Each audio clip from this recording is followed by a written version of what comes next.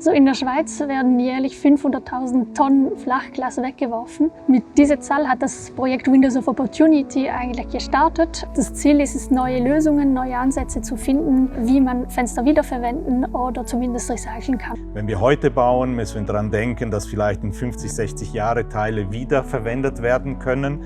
Das heißt, sie müssen ausbaubar sein, sie müssen nicht geklebt sein und das betrifft natürlich auch die Fenster.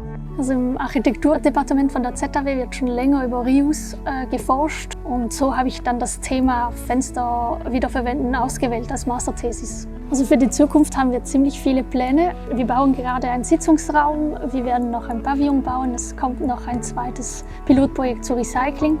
Wir haben ein paar Wettbewerbe noch offen, die Start-up-Gründung ist auch in Planung und was ich mir noch persönlich hoffe, ist, dass es dank dem Projekt schon bald eine Recyclingpflicht für Fenster geben wird in der Schweiz.